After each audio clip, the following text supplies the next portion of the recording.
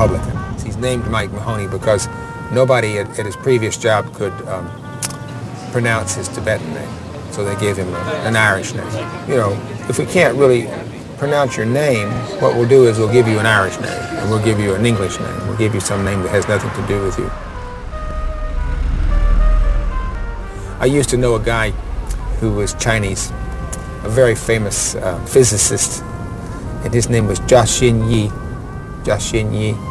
And all of his friends called him Gus, as if somehow he were Swedish or something.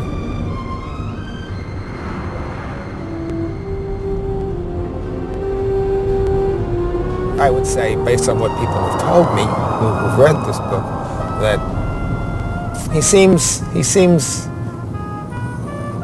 a little angry, but he's from what people have told me, he's very funny. I've tried to make him be funny, so he's using humor to allay his anger in a sense, and in a way, he's thinking he might die. So I think he feels like he's in touch with primal forces in his life, and that this time in his life is a very important time in life.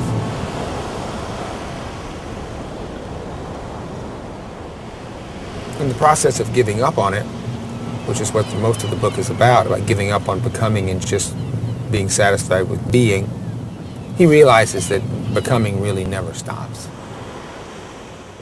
Nobody really in his or her ordinary life spends as much time thinking about things as Frank does. Or if we did, we'd probably all be in the nut house. With a 252 horsepower V6 engine, that's more than Highlander or is that he feels detached from public life.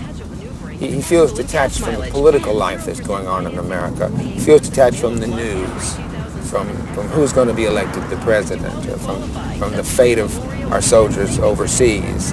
Those things are something he does complain about being detached from. But I think in his regular life, he's as attached to things as the next guy is. A lively discussion of the important deli topics of the day. Topic number 1, my grilled cheese sandwich for lunch. That if you could have a nice house or have a nicer house, that you had a replenished sense of vitality about your life, and that not only would you make money, but you'd have a better place to shelter yourself. So I've always associated real estate with some kind of nascent good in life. When I was writing about America, how much at the periphery of everybody's vision there was a lot of violence going on. Characters for me are not human beings who speak to me. Characters are instructions made up of language who only speak when I make them speak, and who only appear on the page, and who only think thoughts when I make them appear on the page and think thoughts. I think my own affection for language was replenished, and my own affection for language was encouraged in a way. Because I think that novels tell stories, and they also make up characters whose lives you take an interest in.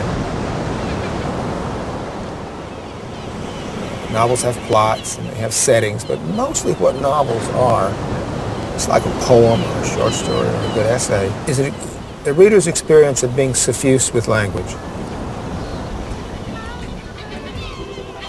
For me, to be able to suffuse a reader's mind with what I think of as well-chosen language is to give the reader about the most I can give him.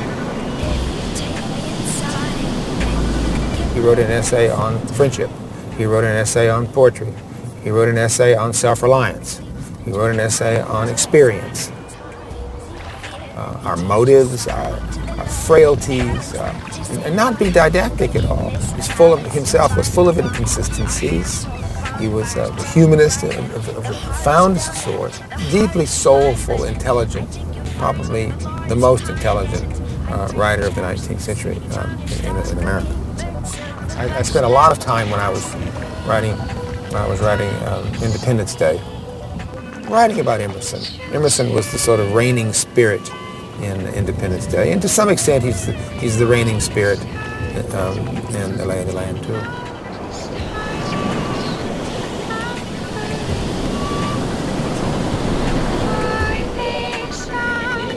He affirms all this.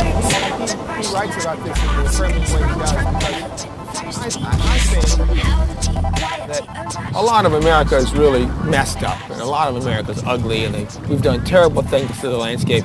But if you spend your whole life just kind of wandering around thinking, this is horrible, that's horrible, this is ugly, this has been ruined, that's no longer useful, this is spoiled, that you've missed something of life, and that you might just as well say, well, what is there here that's good? What is there here that's worth preserving? What is there here that I can take responsibility for? So that's what Frank's affirming impulse is, to take responsibility for American life. Interesting concept. Yeah. Christina said, well, she said, nobody would ever think to write about this but you.